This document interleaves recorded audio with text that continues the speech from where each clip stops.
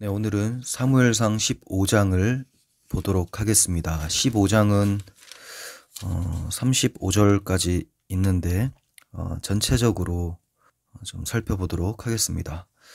15장에서는 사울이 하나님께 버림받는 내용이 나와요. 사실 사울은 13장에서 사무엘의 명령을 거역했었죠. 사실 하나님의 명령이 이제 사무엘을 통해서 주어진 거였는데 그것을 거역했었습니다. 그것은 사무엘이 올 때까지 제사를 드리지 마라. 정한 기간 때까지 기다리라 라는 거였어요. 하지만 기다리지 못하고 자신이 제사를 드려서 왕의 나라가 길지 못할 것이라는 말씀을 들은 바 있습니다. 이제 15장에 이르러서는 하나님의 말씀대로 폐위되어야 마땅한 사람임을 입증하는 장면이 나오게 돼요. 사울이 폐위되는 이유는 15장에서 찾는다면 명령 불복종이라고 할 수 있습니다. 그러니까 13장에서는 하나님을 신뢰하지 않은 죄, 15장에서는 불순종의 죄를 말을 하는 거죠. 두 번의 경우가 결코 다른 죄를 말하는 게 아니에요. 왕이신 하나님 아래에서의 왕의 대리자 역할을 해야 되는 것이 사울의 직무였어요. 그런데도 그는 하나님 없이 자신이 단독적인 왕, 자신을 진짜 왕으로 여기는 교만함에서 이러한 죄들이 발생하게 된 것입니다. 그러니까 하나님께서 기다리라고 하셨으나 기다리지 않은, 신뢰하지 않은 죄, 불순종한 죄죠. 그리고 15장의 이 불순종의 죄는 다 똑같아요. 결국은 자기 위에 하나님이 계시다라는 것을 망각하고 스스로 높아지려는 교만함 때문에 발생한 것입니다. 하나님께서는 아말렉을 진멸하라고 명령하셨어요. 아무것도 남기지 말고 다 진멸해라. 이것이 하나님의 명령이었습니다. 하지만 사울은 불복종했습니다. 8절에서 9절이 이 점을 잘 말씀하고 있습니다.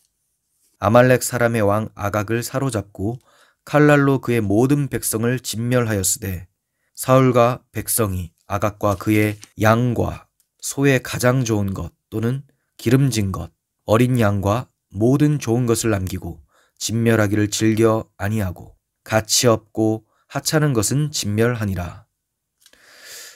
네, 하나님의 명령을 순종하기는 했는데 온전히 순종하지 않았습니다.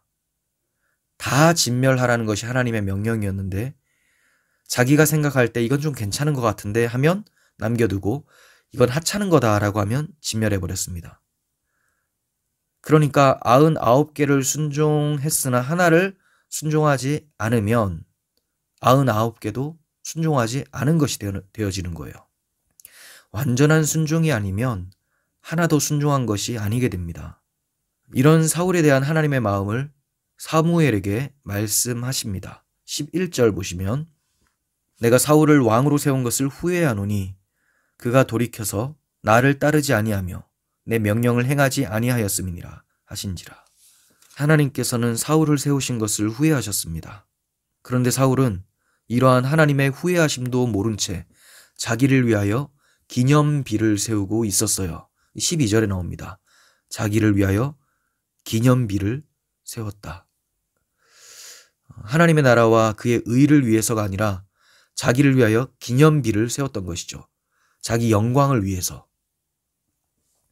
그러면서도 자신이 하나님께 충성을 다한다고 착각을 하고 있었어요. 13절에 나와요. 사무엘이 그에게 이르되 원하건대 당신은 여호와께 복을 받으소서. 내가 여호와의 명령을 행하였나이다. 네.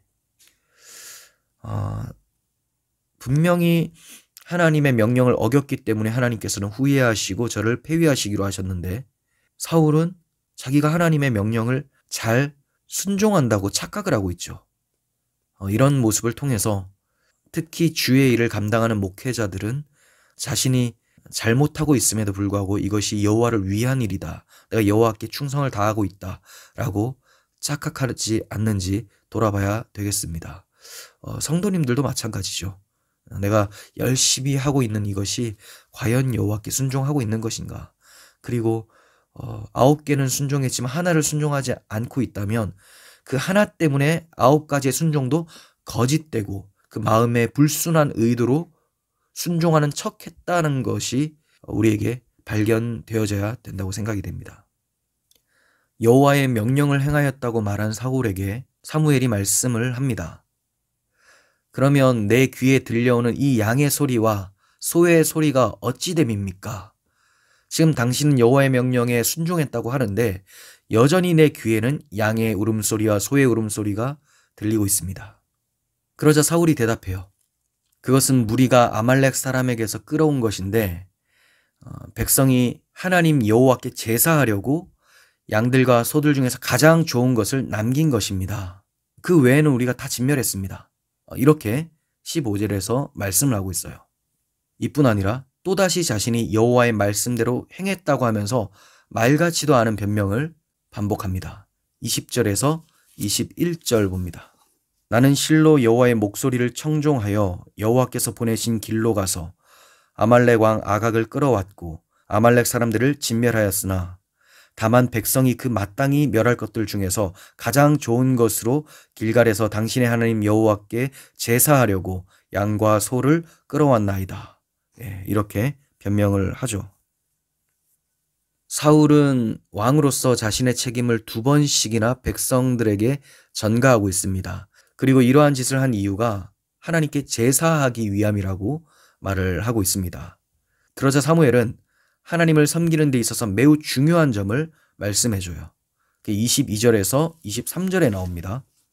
여호와께서 번제와 다른 제사를 그의 목소리를 청종하는 것을 좋아하심과 같이 좋아하시겠나이까.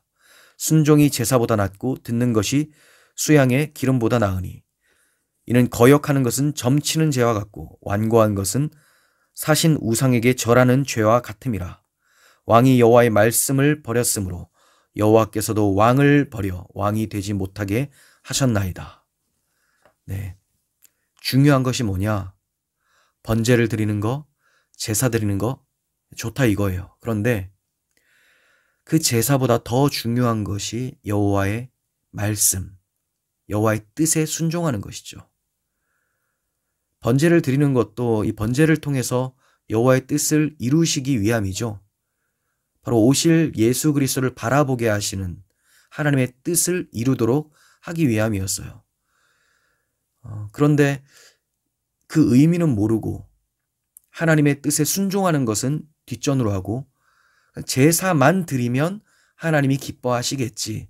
이 제사라는 것을 통해서 내가 전쟁에서 나가 싸우면 이기겠지. 이런 미신적인 신앙을 계속 유지하고 있었던 거죠. 정말로 중요한 것은 순종입니다. 성도로서 최우선은 하나님의 뜻에 대한 순종이에요. 이것은 하나님의 주권을 인정하는 것입니다. 예수 그리스도께서도 죽기까지 복종하셨어요. 그래서 하나님께서는 그를 지극히 높여 모든 이름 위에 뛰어난 이름을 주셨습니다. 예수님께서 이렇게 죽기까지 순종하신 것도 하나님의 뜻을 따른 것이죠. 사무엘의 책망과 하나님께 버려졌음을 들은 사울은 이제서야 잘못을 실토합니다. 그런데 그의 말을 잘 보시면 그의 중심이 어디 있는지가 드러납니다. 24절 사울이 사무엘에게 이르되 내가 범죄하였나이다. 내가 여호와의 명령과 당신의 말씀을 어긴 것은 내가 백성을 두려워하여 그들의 말을 청종하였음이니이다. 그러니까 여호와의 말씀에 순종하고 청종해야 되는데 백성의 말, 사람의 말을 따라버렸습니다. 그 이유가 뭐냐? 백성들을 두려워했어요. 아니, 백성들이 도대체 무슨 힘이 있길래 사울 왕과 싸워서 이깁니까? 그런 내용이 아니에요. 백성들이 자기를 왕으로 만들어 주었거든요. 자기를 추대해 준 사람이거든요. 그러니까 백성들의 평판, 인기를 먹고 사는 것이 바로 사울 왕이었어요. 13장에서 자신이 직접 제사를 드린 죄를 범한 것도 백성들이 자기를 떠나가는 것을 두려워했기 때문이에요. 그래서 빨리 제사를 드림으로써 더 이상 흩어지지 못하도록 숫자를 많이 보유하려고 했었던 것이죠. 이번에도 백성들만 신경 쓰고 있습니다. 좋은 것들을 남겼으면 좋겠다는 백성들의 뜻을 들어줌으로 저들의 마음을 사려고 하나님께 범죄했던 것입니다. 목회자들은 이런 사람 중심의 목회, 사람이 듣기 좋을 만한 다른 복음을 전하는 것을 경계해야 됩니다. 내가 지금 하나님을 기쁘시게 하고 있는 것인지 사람을 기쁘게 하고 있는 것인지를 늘 돌아보면서 하나님 중심으로 목회하고 설교를 해야 되겠죠. 바울 사도는 그렇게 목회를 했습니다. 갈라디아서 1장 10절 이제 내가 사람들에게 좋게 하랴 하나님께 좋게 하랴 사람들에게 기쁨을 구하랴 내가 지금까지 사람들의 기쁨을 구했다면 그리스도의 종이 아니니라. 사무엘은 사람들의 기쁨을 구하여 범죄한 사울에게 폐위 선언을 합니다. 26절 나는 왕과 함께 돌아가지 아니하리니 이는 왕이 여호와의 말씀을 버렸으므로 여호와께서 왕을 버려 이스라엘 왕이 되지 못하게 하셨음이니이다. 그리고 이어서 28절에 여호와께서 오늘 이스라엘 나라를 왕에게서 떼어 왕보다 나은 왕의 이웃에게 주셨나이다. 엄중한 심판 선고를 받고서도 사울 왕은 하나님 앞에 회개치 않았습니다.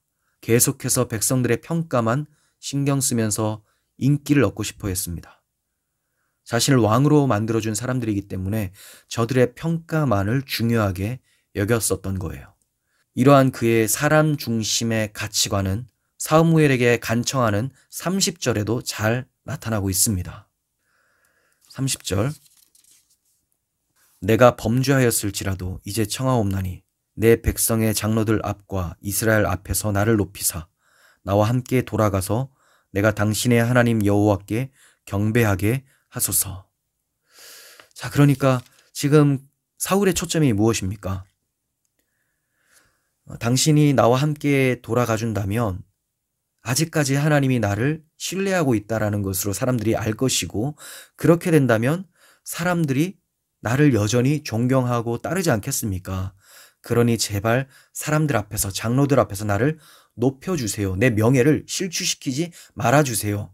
초점이 하나님의 평가가 아니라 사람의 평가에 여전히 있었다라는 거예요.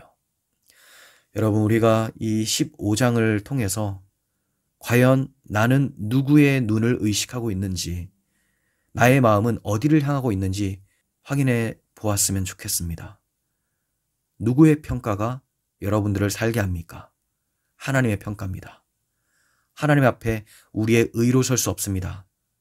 하나님의 평가는 오직 예수 그리스도를 의지하며 그 복음 앞에 순종하고 겸손함으로 나아갈 때 우리를 의롭다 하시고 착하고 충성된 종이라고 말씀해 주십니다. 늘 하나님의 뜻에 순종하며 다른 어떠한 것보다 하나님 중심적 신앙을 유지하는 우리들이 되었으면 좋겠습니다. 여기까지 하겠습니다.